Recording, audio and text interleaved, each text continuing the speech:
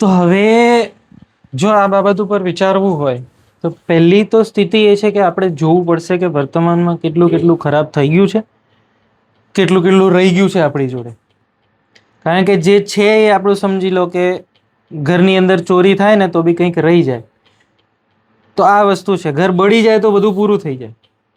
તો આજે આપણી જોડે સ્થિતિ એવી છે કે ઘરમાં ચોરી થઈ છે, એને સ્વીકાર કરી લો, ઘરની બહાર નીકળો અને ચોર ચોર ચોર ચોર ચોર એવી અવાજ મારશો ને તો કદાચ કોઈને જતા જોયો છે ને કે ભાઈ ચોર આ દિશામાં ગયો છે, તો આપણને ખબર પડશે કે ભાઈ આ દિશામાં ચોર પકડવા જવાનું છે. નહીં તો 2030 સુધી સમજો કે એની પહેલા જ લગભગ ઓક્ટોબરની અંદર થોડા ઘણા ફટકા મળશે આપણને. ઘર બળી ગયું તો કંઈ બચે ખરું? ઘરમાં આગ લાગી જાય તો કંઈ બચે ખરું? ચોરી થઈ હોય ને તો બી કંઈક રહી જાય. પણ સ્થિતિ એ આવવાની છે કે ઘર બળી ગયું. હમણાં જ જે જેનઝી આંદોલન થયું, એ જેનઝી આંદોલન તમે જોયું, બધી સ્થિતિઓ આકલન કરી, પોતાનો પક્ષ રાખવા માટે માર ખાવો પડે, અને એ બી આપણા બાળકોને. એક ટાઈમ આપણે દંડો ખાઈ લઈએ ને તો ચૂપચાપ બેસીએ કે ઠીક છે હવે ખાઈ લીધું, પણ આપણા બાળક ઉપર જ્યારે દંડા ચાલતા હોય તો પછી વિચાર કરવા જેવી સ્થિતિ છે કે એ લોકોને એટલો બી ડર નથી રહ્યો કે જે બાળક ન્યાયસંગત વાત કરી રહ્યો છે એના ઉપર બી બર્બરતા કરી શકતા હોય એ લોકો. કે ખોટું તો નતા માંગતા, એવું તો નતા કહેતા કે ભાઈ અમને ભણાઈ ગણાઈને તમે ઠેસથી નોકરી આપી દો, અમે બધા બેઠા બેઠા નોકરી કરીએ. પેપર લીક થયું હતું, એ પેપર લીકનો જવાબદાર કોણ? જે તે જવાબદાર વ્યક્તિ હોય સામે આવો મારી, અને તારા લાયક ના હોય, તું ભાઈ તું કામ ના કરી શકતો હોય તો જય શ્રી કૃષ્ણ. હવે જે આપણે કહીએ છીએ કે ભાઈ મેં તને ચૂંટીને એ જગ્યાએ બેસાડ્યો છે, તો હું કહી બી શકું ને કે ભાઈ તું લાયક નથી આ ખુરશી ઉપર, મારાથી સમય જે તે સમયે ભૂલ થઈ ગઈ, આજે ખુરશી છોડી દે તું.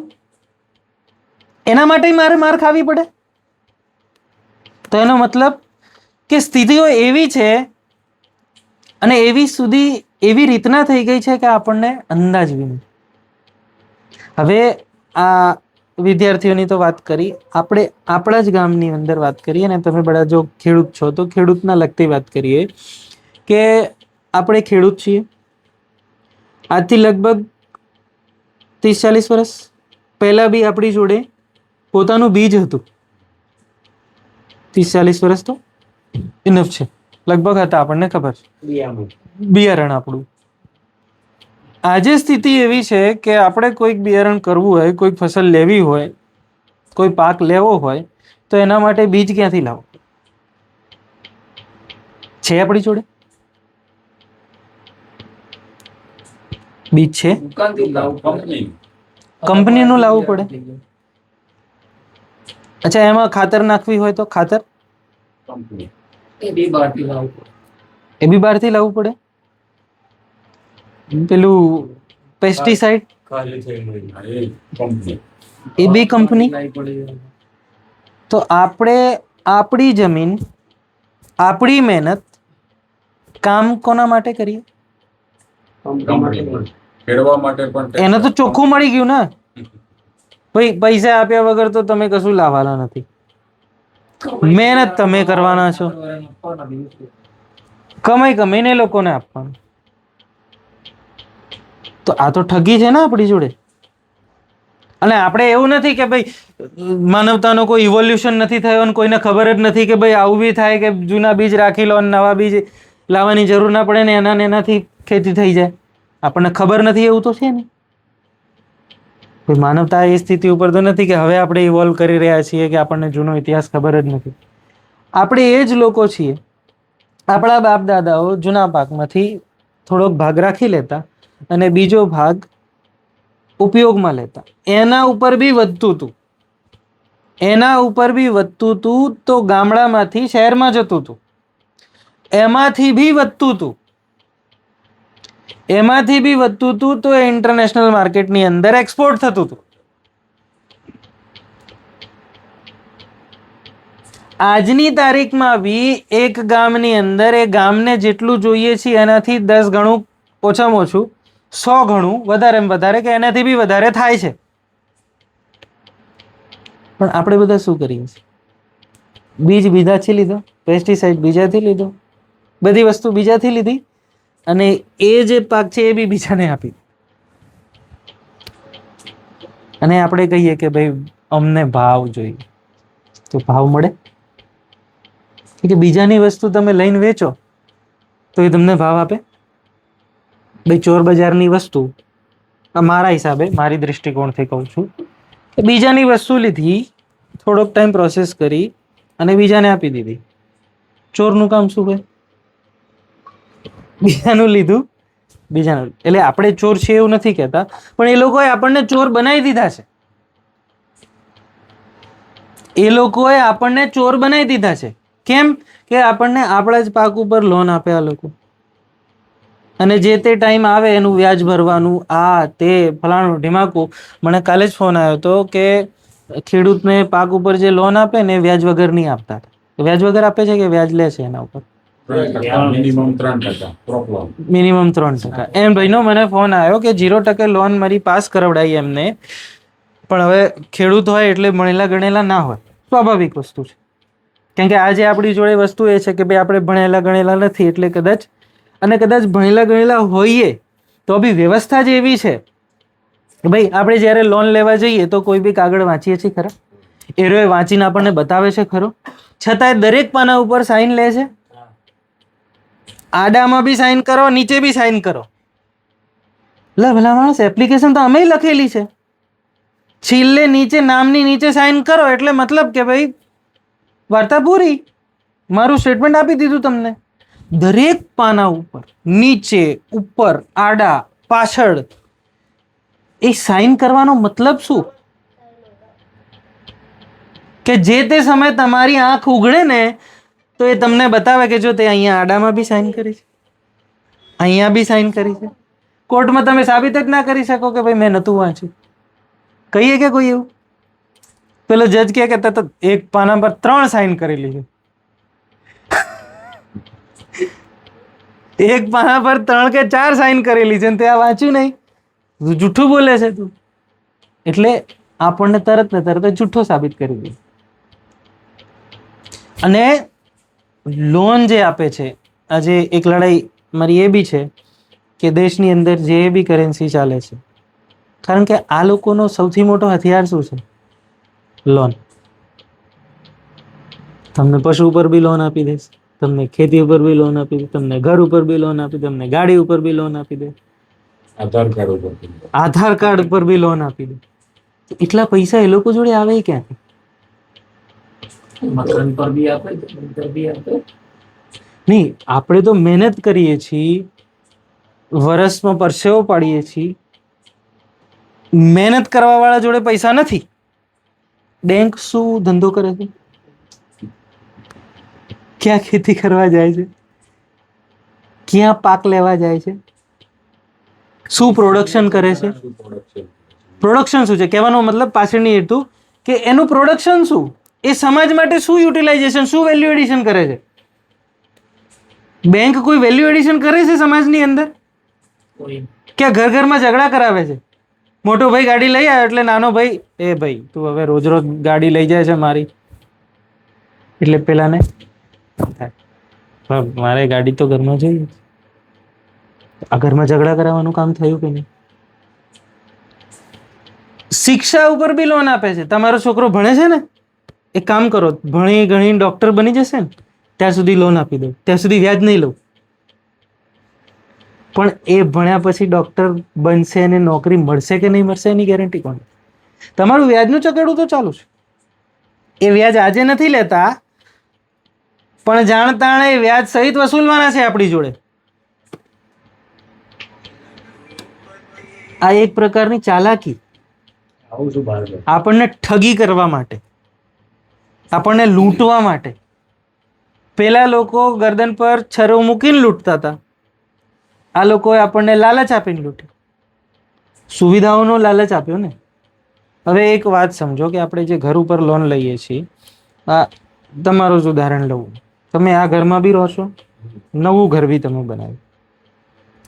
હવે નવું ઘર લોન બનાવ્યું, રહેવામાં મજા અહીંયા આવે છે કે અહીંયા આવે છે?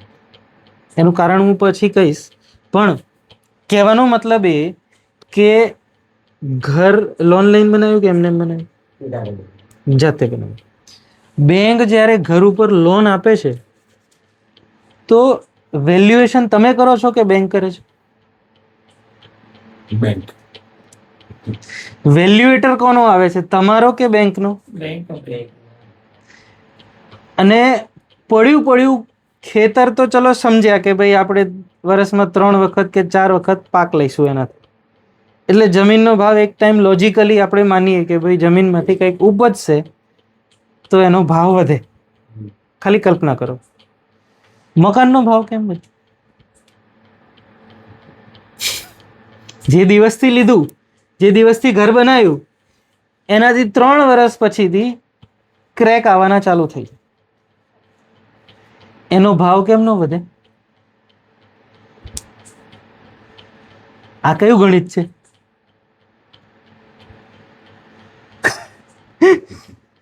કલ્પના કરવા જેવી વસ્તુ છે કે નહીં, કે એનો ભાવ વધે કેમ નો? એનો ઉત્તર છે કે રીવેલ્યુએશન. એકની એક વસ્તુનું વારંવાર વેલ્યુએશન બેંક કરાવડાવે. આપણે આપણા ઘરોના ભાવ નક્કી કરીએ ને, એટલે વેચવાના હોય ને, એટલે આપણે શું કરીએ કે ભાઈ કોઈને જરૂર છે, નોકરિયાત લોકો અહીં કદાચ કોઈ રહેવા આવ્યું હોય અને એને કે ભાઈ 6,000 ભાડું છે, એક કામ કર 6,000 મત માર નહીં આલું, 7,000 લઈશ. આ ભાઈનું લાલચ, પેલાની મજબૂરી, થઈ ગયો સોદો સેટ. એટલે પેલો ભાઈ કહે કે ભાઈ 7,000 તો પેલો આપે છે, હું તો 8,000 લઈશ. એમ કરીને થોડોક ટાઈમ થયો એટલે એ જગ્યાનું ભાડું કેટલું થઈ ગયું? 8,000. એવી રીતના જેટલી મજબૂરી આ લોકો વધારતા જશે એટલું વેલ્યુએશન. વાસ્તવમાં ગ્રાઉન્ડમાં કશું જ નથી, વાસ્તવિકતામાં ગ્રાઉન્ડમાં કશું જ નથી. ભાઈ જે પ્રમાણે આપણે દૂધ, દહીં, છાશ, ઘી પહેલા વેચતા હતા, જે પદ્ધતિથી બનતું હતું, જેટલી મહેનતથી બનતું હતું, જેટલું વલોવાથી જેટલી છાશ બને એટલી જ નીકળે છે. આજે છાશની વેલ્યુ આટલી છે, દહીંની આટલી છે, ઘીની આટલી છે. પણ એક પ્રોસેસની અંદર તો કંઈક ફેર આવ્યો તો વેલ્યુએશન કેટલી છે? બેંક શું કરે, જ્યારે બી તમે પૈસા લેવા જાઓ તો એક શેડો એકાઉન્ટ ક્રિએટ કરે. તમારા ખાતાની અંદર પૈસા જે નાખે બેંક, આપણે એ સવાલ કરવાનો બેંકને કે તમે મને કયા ખાતામાંથી પૈસા આપ્યા? તો તમારા જોડે 100 રૂપિયા છે તો તમે મને કેટલા આપી શકો? મેક્સિમમ 100.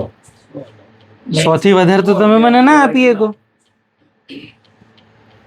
પણ બેંક શું કરે, બેંકના કાયદા પ્રમાણે બેંક જોડે 100 રૂપિયા છે ને તો એ 1000 રૂપિયા આપીએ. હવે જે પૈસો માર્કેટમાં છે જ નહીં, ધારો કે આપણો આજે એક સંયોગ બનાવી લઈએ કે ભાઈ આપણે એક ગામ તરીકે રહીશું, આ ગામની અંદર 1000 રૂપિયા છે, તો એ 1000 રૂપિયા 100 કરીને એકબીજા જોડે છે. હવે આપણે વ્યવહાર ચલાવવા માટે તમારે કંઈક લેવું છે, તમે આનાથી લઈ લો, તમે આનાથી લઈ લો, એટલે એના એ પૈસા એની અંદર ફરતા. પણ શું પૈસા એવું કરવાથી વધે? વધે ખરા પૈસા? વધવાના કે નહીં વધવાના? ના વધે ને, કે વધે? કારણ કે ખાલી પહેલા આના જોડે હતો, પછી આના જોડે આવી ગયો, આનાથી આના જોડે, આનાથી આના જોડે, એવી રીતના ફરતો રહ્યો પૈસો. એ પૈસો વધ્યો નહીં. પણ બેંકે જ્યારે એના જોડે 100 રૂપિયા હતા અને માર્કેટમાં 1000 રૂપિયા આપી દીધા, અને એ બી વ્યાજ સાથે, જ્યારે તમે મને પાછા આપશો તો એ વધારાનો પૈસો તમે કઈ રીતના ક્રિએટ કરશો? હું તો ક્રિએટ કરી શકું, તમે ના કરી શકો.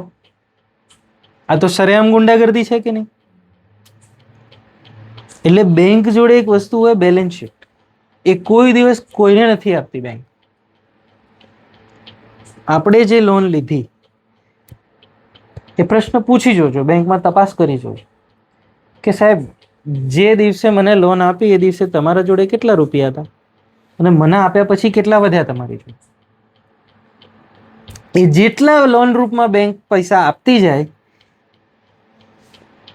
એટલા સામે પૈસા જનરેટ કરતી, અને એ માર્કેટમાં પૈસો છે તો નહીં, છે કે નહીં?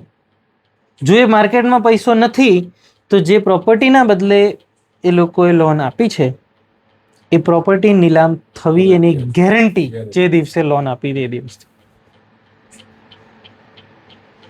હવે વર્તમાન સ્થિતિ જોઈ લો, લોકોના ઘર નીલામ થાય છે. આપણે કદાચ ઢોરા ઉપર લોન લઈએ અને ઢોરો મરી જાય, એવો કોઈ કાયદો ખરો કે તમારી લોન માફ થઈ જાય? કેમ કે તમે ઢોરા રાખો છો તો ઢોરા ઉપર લોન લીધી હશે કે અમારા આટલા ડંગર છે ને એમના ઉપર લોન આપો અમને. પણ જો બેંકના જોડે આટલી મોટી વ્યવસ્થા છે, એને એટલી અક્કલ નહીં પહોંચતી હોય કે ઢોરા ઉપર લોન લીધી છે, જો ઢોરને કંઈક થઈ ગયું તો આની લોન માફ કરવી પડશે. ભાઈ આટલા મોટા મોટા અધિકારીઓ બેસે છે, આપણા ભણેલા ગણેલા છોકરા આપણે એમને દાનમાં આપી દઈએ છીએ કે લો રાખો, આ અમારી જ વ્યવસ્થા કરશે. એ વ્યવસ્થા આવી કરે છે આપણા માટે? વિચારણીય વસ્તુ છે કે જો આજે આના ઉપર વિચાર નહીં કર્યો તો જેના ઉપર બી લોન લીધેલી છે ને એ વસ્તુ ગયેલી જ છે. એમાં કોઈ સરકાર વચ્ચે નહીં આવે, કોઈ વ્યક્તિ વચ્ચે નહીં આવે, કેમ કે એ સિસ્ટમ બનાવી. જેના જોડેથી તમે લોન લીધી છે એ બેંક મેનેજર મરી જાય તો તમારી લોન માફ થઈ જશે. જે રિકવરી કરવા માટે તમારા ઘરે આવે છે એને કંઈક હાર્ટ એટેક આવે ને ફેલ થઈ જાય તો તમારે પૈસા જોડે માંગવાના બંધ કરી દેશે એ લોકો. અચ્છા, જે બેંકની જે માલિક છે, જે તે SBI હોય, ICICI હોય તો ચંદા કોછડ છે, એને કંઈ થઈ જાય તો તમારી લોન માફ થઈ જશે. એકવાર ચકેડાની અંદર એન્ટર થયા એટલે એ ટાઈમે વાર્તા પૂરી. અને જેને જેને હોમ લોન લીધી છે ને એને તો મસ્ત સ્વાદ આવ્યો છે કે 15 લાખની લોન લીધી હતી, 15 લાખ ભરી દીધા, હજુ 15 ભરવાના બાકી છે. આ તો અમે લોકો સમાજમાં આવી વાત ફેલાઈએ છીએ ને તો લોકો જઈને પૂછવા જાય છે કે કેટલા થયા, કેટલા રહ્યા. નહીં તો લોકો એટલો આંધળો વિશ્વાસ કરીને પૈસા ભરે રાખે, પૂછવાય ના જાય બેંકને કે ભાઈ અમારા કેટલા ભરાણા છે. પૈસા નહીં ભરાણા, તમે ભરાણા. તો કહેવાનો મતલબ એ છે કે આ વિષયો ઉપર સમાજની અંદર ચર્ચા, કારણ કે શું છે કે આજે કોઈનો વારો છે, આજે ગામની અંદર કોઈ તો ઘર એવું હશે, કોઈ તો વ્યક્તિ એવો હશે કે જે બેચારો નહીં ભરી શકતો, છે કે નહીં? એવું તો આપણે માનીએ છીએ ને કે ભાઈ આપણા ગામમાં એવા લોકો છે. તો આજે એનો નંબર છે, કાલે આપણો આવવાનો છે, પરમ દિવસે ત્રીજાનો, ચોથા દિવસે, પાંચમા દિવસે બધા એનો વારો આવશે. કન્ફર્મ છે. આજે કદાચ આપણી જોડે કંઈક ટેકનિક છે, કંઈક ટ્રીક છે, જેનાથી આપણે જેટલા લોન લીધે છે એટલાથી વધારે ભરી શકીએ છીએ. પરંતુ કાલ ઉઠીને, કારણ કે તમે સમજો કે આપણે ખાસ કર જેમના જોડે જમીનો છે, જમીનોના પૈસા એ લોકો કરોડોમાં આપે છે, વીઘાના કરોડ રૂપિયા. હવે તમે મહેનત કરીને થાકી જાઓ તો વર્ષમાં કરોડ રૂપિયા આવે, તો એ જમીનનો ભાવ કરોડ કેમ ન પહોંચી ગયો?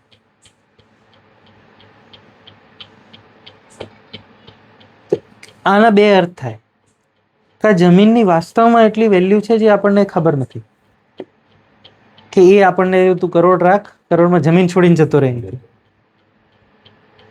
કા પછી એના જોડે એટલો રૂપિયો આવી ગયો છે કે આમ ફેંકે રાખે, તું કરોડ લે, તું 2 કરોડ લે, તું 5 કરોડ લે, તારી જમીનનો અભાવ, તારી જમીનનો અભાવ. તું પૈસા ક્યાંથી લાવે છે ભાઈ? તું પૈસા ક્યાંથી લાવે છે? એ આ પૈસા છે. બેંક જે બી ટ્રાન્ઝેક્શન થાય છે બેંકની અંદર એ ઇલેક્ટ્રોનિક એન્ટ્રી છે. જેમ આપણે વોટ્સઅપમાં એકબીજાને મેસેજ કરીએ ને એવી રીતના અહીંયાથી 1000 રૂપિયા લખીને મોકલ્યા અને સામેવાળાને ત્યાં દેખાણું. પણ આ એવું વોટ્સઅપ છે કે એનું કંટ્રોલ એક જગ્યાએ છે. ભાઈ હું જ છાપીને તારું ઘર લઈ શકીશ, તને કોઈ ઓથોરિટી નથી. અને તું જો રજિસ્ટર કરીશ તો મારી કોર્ટ બી છે, DRT. હવે DRT વાળો તમે જઈને કહો કે ભાઈ કોર્ટમાં ભાઈ આવું આવું છે, ભાઈ આપણે એક કામ કર ભાઈ તું પહેલા 10% પૈસા ભર, જેટલા બી ભરવાના બાકી છે, અને પછી વાત કરવા એ મારા જોડે. જે વ્યક્તિ વાત કરવાનો તમારી જોડે 10% લેતો હોય એ તમને ન્યાય આપશે? હજુ તો વાતે નહીં કરી, મારો પક્ષે નહીં સાંભળ્યો.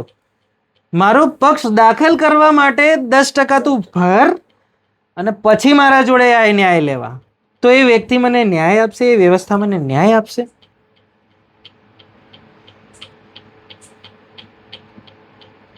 આ વાત ઉપર આજે નહીં તો ક્યારે વિચાર કરશે?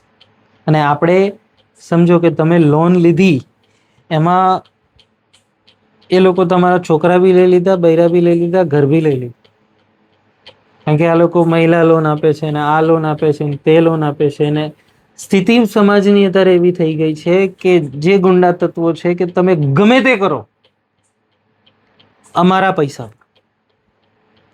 જે કરવું હોય કરો, અમારા પૈસા ભરો. તો શું છું આપણા છોકરાઓ વેચાઈ ગયા કે નહીં? મહિલા લોનોની અંદર રાજસ્થાનમાં સ્થિતિઓ એવી છે કે ના કહેવાય એવા કામ કરવા પડે છે, એનાથી બેંકોના પૈસા ભરવા પડે છે. તો આ સ્થિતિ ક્યારે છે? જ્યારે સમાજ આપણે એકબીજાને ચર્ચા કરી નથી. મારી તકલીફ મેં મારા ભાઈને કીધી નથી, અને જો કદાચ કીધી છે ને તો એને કદાચ ખોટો ગેરલાભ લઈ લીધો. પણ એના પાછળ શું છે કે ડર, લાલચ, ભય. તો શું આપણે આપણા વ્યવહારો અને ગામના વ્યવહારોની વચ્ચેથી લાલચ અને ભય કાઢી શકીએ? જો કે ગામમાં એ છે. આજે અમે અહીંયા રસ્તામાં આવીને પૂછ્યું ને કે ભાઈ શું નામ તમારું? અર્જુનભાઈ. તો પેલા કાકા બેઠા હતા, કાકાને પૂછ્યું કાકા અર્જુનભાઈ ક્યાં? તો કાકા બેઠા હતા. બેઠા બેઠા બી કહી શકતા હતા કે આમ થોડો પાછો જા અને ત્યાંથી ગલી જ આવશે, ત્યાં મળી. કાકા ઊભા થયા, મારી ગાડી રિવર્સ કરાવી. પહેલા એના પહેલા મને કીધું નહીં કે ત્યાં જવાનું.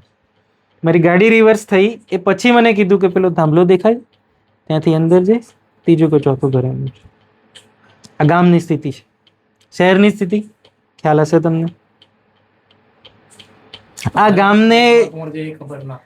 ગામને એ શહેર બનાવવું હોય તો કઈ વાંધો જ નથી. નહીં તમને નહીં મને કોઈને પેટમાં નથી દુખાતું એટલે કઈ વાંધો નથી, ચાલે રાખે, જેમ ચાલે છે એમ ચાલશે.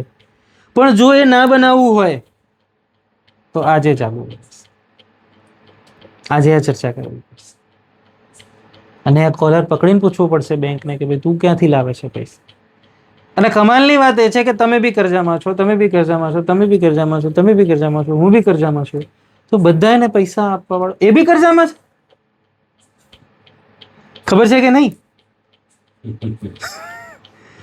ભાઈ મને પૈસા આપવા વાળો છે તો પૈસા હોવા જોઈએ ને. એના ઉપર એ દેવું છે અને આપણા કરતા 10 ગણું છે. અને કમાલની વાત એ છે કે એ બી કરજામાં છે.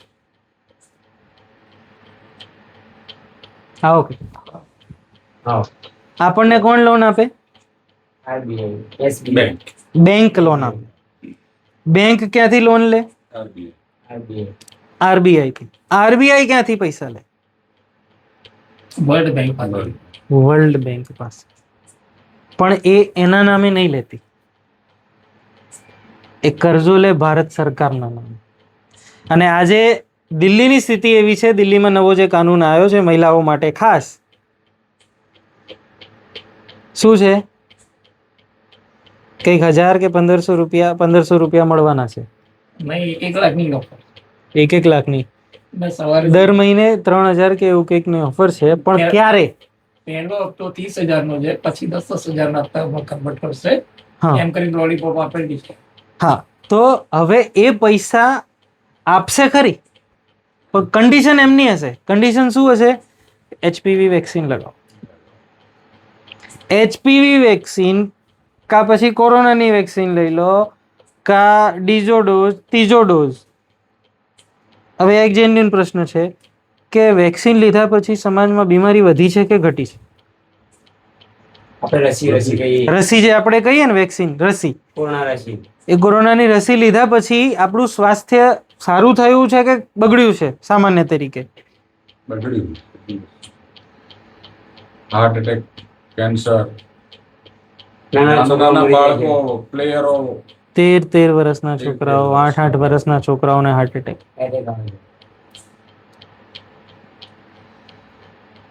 અને આ તો છોકરાઓ એ જે રહી ગયા એ ટાઈમ, એ લોકોને કવર કરવાનું જે પ્લાન છે આપણા સ્કૂલના માધ્યમથી. સ્કૂલમાં આપણે આપણા છોકરાઓને ભણાવવા મોકલીએ છીએ, પણ એ લોકોએ નવું જે બંધારણ છે, નવું જે એજ્યુકેશન પોલિસી છે NEP 2020 વાળી, એની અંદર કમ્પલસરી 100% વેક્સિનેશનનો ઉલ્લેખ કર્યો છે, પણ 100% એજ્યુકેશન આપશું એવો કોઈ ઉલ્લેખ નથી. 100% ભણતર પૂરું પ્રોવાઈડ કરશું એવી ગેરંટી નથી લીધી. કેવી ગેરંટી લીધી છે કે 100% બધાને રસી અપાઈશું. બરોબર છે, તમે એમ કીધી વાત બરોબર છે. એ સરકાર શું કરતો પછી રસી મુકાવડાવો છે? એવું કેમ બંધાઈ જલી છે? એના જોડે બંધાઈ જલી એ જ પ્રશ્ન છે. એ જ પ્રશ્ન છે કે એના ઉપર કોનું દબાણ છે, એ પ્રશ્ન પૂછવો પડશે આપણે. કારણ કે જે મેં વાત કરી ને કે જેનાથી આપણે લોન લઈએ છીએ એ બી કરજામાં છે, એનાથી આપણે લોન લઈએ છીએ એ બી કરજામાં છે, પણ જે સૌથી ઉપરવાળો છે ને એ પૈસા તો આપતો જ નથી, પણ એ જે કંઈ આપે છે એના બદલે તમારા જોડે તમારા લોકોને ગીરવી રહે છે.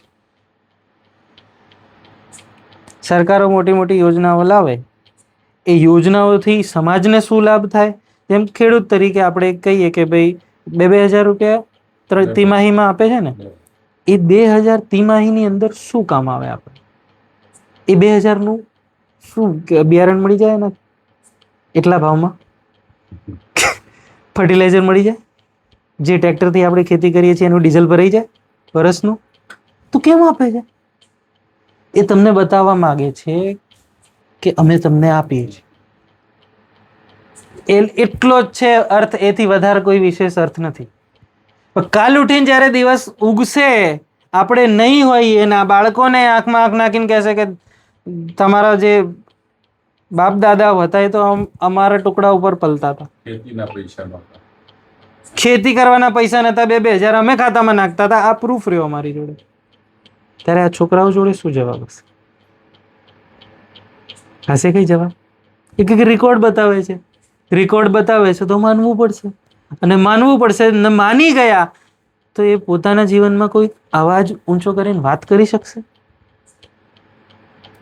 કે ના, આ તો બધી વાત જૂઠી છે, 20-20, 50-50 ડંગર મારા ઘરમાં હતા? જોયેલું હશે ને છતાંય કદાચ મનમાં શંકા આવી જશે કે વાસ્તવિકતા છે. તો કહેવાનો મતલબ એ છે કે અમારો મુખ્ય ઉદ્દેશ્ય કે અમે દરેક વિસ્તારની અંદર જઈને આવી વાતચીત કરીએ. અમે ખોટા હોઈએ તો જય શ્રી કૃષ્ણ, અમારે કોઈ પેલું એ નથી કે ભાઈ ના હું તમને જાણું છું ને તમે મને જાણો છો, પણ હું મારા ઘરમાં છોકરા છે, મારા નથી, મારા ભાઈની 2 ભત્રીજીઓ છે, હું સમાજની અંદર એજ્યુકેશન ઉપર કામ કરું છું. હું જો એમના પાસે ટાઈમ આપું તો કાલ ઉઠીને એમને મોટા ભણાઈ ગણાઈને કરી શકું છું, પણ એ સમય એમના આપ્યા સિવાય હું સમાજમાં, કારણ કે આ જે બાળકો છે ને એ બી મને મારા લાગે છે, અને આ બાળકોને કંઈક થશે ને તો મારા છોકરાઓ કોની જોડે રમશે? એ સમાજનો વ્યવહાર કોની જોડે કરશે? તો આ બચશે તો એ બચશે, એ બચશે તો આ બચશે, પણ એ બધા ક્યારે બચશે? જ્યારે આપણે બધા સજગ થઈને એ વિષય ઉપર વિચાર કરીશું. નહીં તો બધા જેમ જીવે છે અત્યાર સુધી જીવતા આવ્યા, જતા રહ્યા, કોઈને કઈ ખબર નથી કેટલા આયા ને કેટલા જતા રહ્યા. શું ફેર પડી જવાનો છે? બીજા થોડા ઘણા જતા રહેશે. પ્લાન એ લોકોનો એ નથી કે બધાને મારી નાખવા છે. આજે ડીપોપ્યુલેશન શબ્દ કદાચ તમે સાંભળ્યો હોય તો કોરોનાની વેક્સિનના નામે બી આ શબ્દ ખાસો એવો પ્રચલનમાં આવ્યો. પ્લાન એ તો છે જ કે તમારું ડીપોપ્યુલેશન કરવાનું છે, પણ પ્લાન એ છે સાથે કે તમને કંટ્રોલ કરવાના છે, તમને નિયંત્રિત કરવાના છે. પેલું કહેવાય ને કે ઊંટબંધરી, બેટબંધરી, એ કહે તો આપણે ઊભું રહેવાનું, એ કહે તો આપણે ચાલવાનું. આ જેટલા બી નવા સાધનો 2022 પછીના જે આવ્યા છે એ બધા એની અંદર કિલ સ્વિચ છે. કિલ સ્વિચ એટલે કે એ ત્યાંથી બટન દબાવે એટલે ગાડી અહીંયા. જેટલી ઇલેક્ટ્રિક ગાડીઓ છે એમાં તમે કદાચ કોઈના જોડે હોય તો તપાસ કરજો કે તમે એપ્લિકેશનમાં જોઈ શકો કે કેટલી સ્પીડમાં ગાડી ચાલે છે. સેન્સર લોક થઈ જાય એટલે ગાડી લોક થઈ તમારે અહીંથી ફોનમાંથી ગાડી તમારી લોક કરવી હોય તો લોક થઈ જાય. તો એ એટલો ડાયો છે કે તમારા હાથમાં આપ્યું છે, એના જોડે નહીં રાખ્યું હોય એને. એટલું તો કાકા માનવામાં આવે ને કે આપણને એટલો કંટ્રોલ આપ્યો છે તો એ કંટ્રોલ એના જોડે નહીં હોય. સોફ્ટવેર એને જ બનાવ્યું છે. સોફ્ટવેર એને બનાવ્યું, ગાડી એને બનાવી, હાર્ડવેર એને બનાવ્યું. આપણે તો ખાલી દેવાદાર થઈને વાપરીએ જ છીએ. એ બી કલ્પનામાં, અને એક હપ્તો નહીં ભર્યો એટલે ગાડી ફટ દઈને ઉઠાઈ દે. અને એવી સિસ્ટમ બી એની અંદર છે ગાડીઓની અંદર, જે ગાડીઓ લોન પર છે ઓટોમેટિક વેર હાઉસમાં જતી રહેશે, તમારો હપ્તો નહીં આવે ને. ટૂંકમાં આપણી લાખો કરોડોની જે જમીન છે એ વેચીને લોકો શું કરે? ઘર લે, ગાડી લે, અને એ ગાડી આવે નીકળે તો જમીને જઈ ગાડી એ જોઈ. એટલે આ વિચાર આપણે નહીં કરીએ તો નહીં મેળ પડવાનો. આ મને પેટમાં દુખાય છે, જો કદાચ તમને બી એટલું દુખાતું હોય તો હું બીજી વાર આખા ગામ સાથે ચર્ચા કરવા માટે તૈયાર છું. જે બી પ્રશ્નો હોય એ પ્રશ્નોનો, એવું નથી કે મને બધા પ્રશ્નો ખબર છે, જવાબ ખબર છે. હું એક તલાશમાં છું કે મને આ સવાલોના જવાબ મળી જાય તો સારામાં સારું, આ જન્મમાં મળી જાય તો બી સારામાં સારું. કારણ કે જો એવું નહીં થયું તો આવનારી પેઢી ગુલામ થઈ ગયેલી છે, નિશ્ચિત છે. હવે એમાં કોઈ સરકાર નથી વચ્ચે આવતી, નહીં વ્યક્તિ કોઈ વચ્ચે આવતો, એનાથી કઈ લેવા દેવા નથી. આ બધા તો ચણા મમરા જેવા છે. ખરેખર કહું ને તો, ખરેખર કહીએ તો છોકરાઓએ આંદોલન કર્યો તો પેલા એ ખુરશી છોડવી પડી કે ના છોડવી પડી? અને કેટલા મીઠા મીઠા શબ્દો લખ્યા હતા એમના માટે, હતા કે નતા? તો એ લોકોને હટાવવા મોટી વાત નથી. હટી જશે, ચાલો માનો આજની તારીખમાં આપણે બધાએ આંદોલન કર્યા અને આ વાત આખા ગામને બતાવી દીધી અને કહી દીધું કે ભાઈ આ ગધેડો જોઈએ જ નહીં અમારે, તો બીજો ઓપ્શન શું છે આપણી જોડે? આપણી જોડે એવી વ્યવસ્થા છે? ભાઈ આપણો છોકરો કોઈ કંપનીમાં જઈને આખી કંપની સંભાળી શકે, પણ ગામ ના સંભાળી શકે? આવું છોકરો આપણે તૈયાર કર્યો કે હા સાહેબ એમની વાત કરીને માની શકે, તો પોતાનું મગજ ના દોડાઈ શકે. અને હું સ્પેશિયલી શિક્ષા ઉપર કામ કરું છું એટલે તમને બધાને કહી શકીશ કે દરેક વિદ્યાર્થી અંદર ટેલેન્ટ કોટી કોટીને ભરેલો છે. દરેક વિદ્યાર્થીની અંદર એવી યોગ્યતા છે જે આપણે ઓળખી જઈએ, જાણી જઈએ ને તો એને જ્યાં પહોંચાડવો હોય ને ત્યાં પહોંચાડી શકીએ, જે સ્થિતિએ પહોંચાડવો હોય ને એ સ્થિતિએ પહોંચાડી શકીએ. પરંતુ આજે આપણી જોડે સ્થિતિ શું છે કે બાળકને ટીચર જોડે મોકલી દીધું, ટીચરે કહી દીધું કે આ ભણતો નથી, આ થોડીક મહેનત કરે ને, આ થોડી મહેનત કરે ને તો પાસ થઈ જાય. પણ થોડી એટલે કેટલી? એક ક્લાસમાં 40 છોકરા ભણતા હોય તો પહેલો નંબર કેટલા છોકરાઓનો આવે? એક જ છોકરાનો આવે ને. આખી જિંદગી મહેનત કરે તો બી પહેલા નંબર ઉપર તો એક જ છોકરો આવશે. અને આપણે બહુ પ્રેમથી પૂછીએ છીએ, બેટા પહેલો નંબર કોનો આવ્યો? સ્વાભાવિક રૂપે પૂછીએ જ છીએ. જ્યારે રિઝલ્ટ આવે તો છોકરાઓને પેલો પ્રશ્ન આવે કે બેટા પહેલો નંબર કોનો આવ્યો? તો એનો મતલબ એ કે પહેલા નંબર ઉપર જે છોકરો આવેલો છે, જ્યાં સુધી એ સાઈડ નહીં થાય ત્યાં સુધી બીજા નંબર વાળો પહેલા નંબર ઉપર નહીં આવી. ઇન્ટરનલ, આંતરિક રૂપે એકબીજાના દુશ્મન થઈ જાય છોકરો. અને એ જ પરિસ્થિતિ અત્યારે વર્તમાન સ્થિતિની અંદર આપણે સમાજની અંદર જોઈ રહ્યા છે કે ભયનો નથી. કારણ કે અંદર ખાને ભયને દુશ્મન કોને બનાયા? આ શિક્ષા પદ્ધતિ.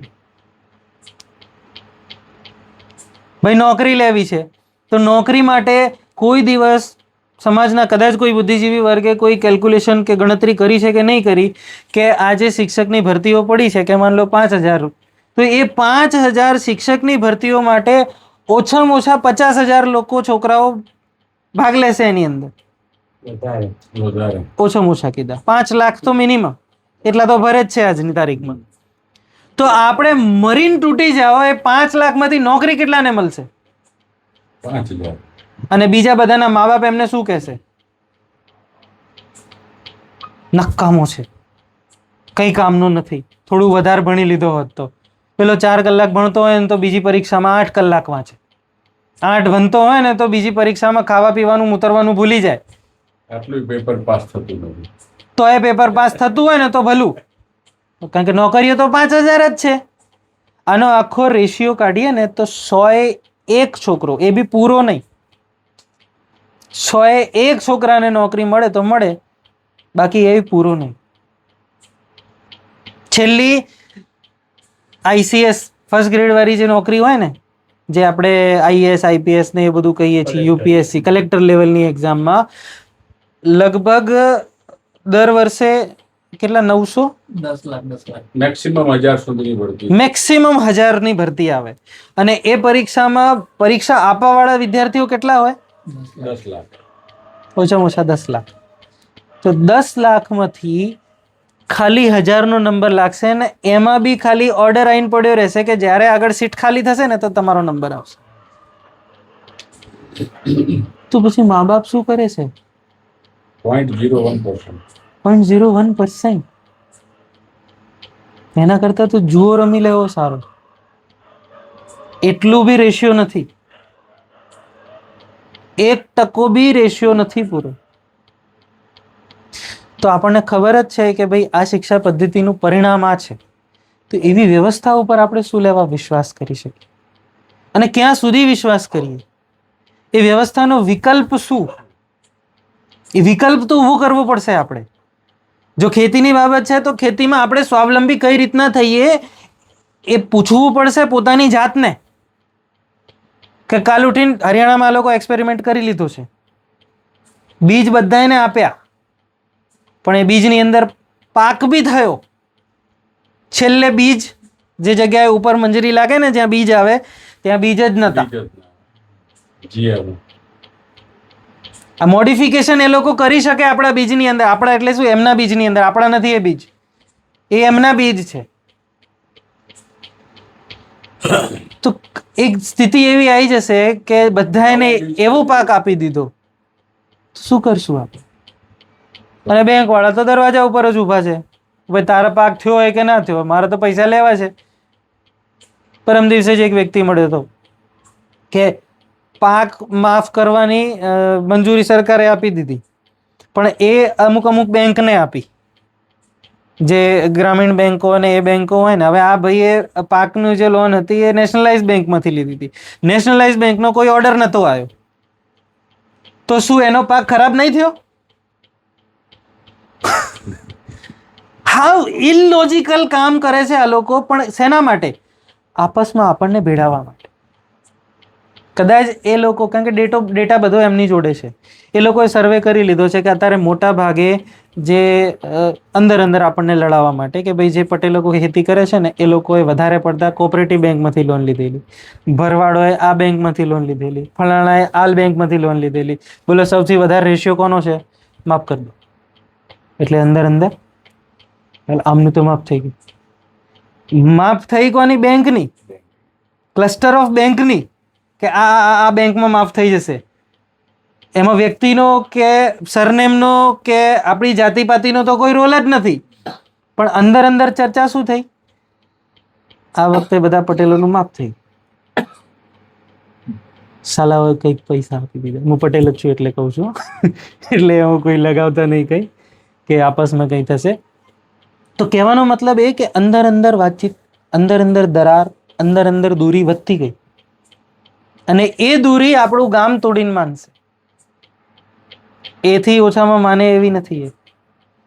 કારણ કે આપણા ભાઈઓ જે આખી વ્યવસ્થા આપણે જાતે ચલાવતા હતા કે ગામની અંદર 36 બિરાદરી, 36 અલગ કલાવાળા લોકો એક જગ્યાએ હોય એને ગામ કહેવાય, બાકીના ગામ ના કહેવાય.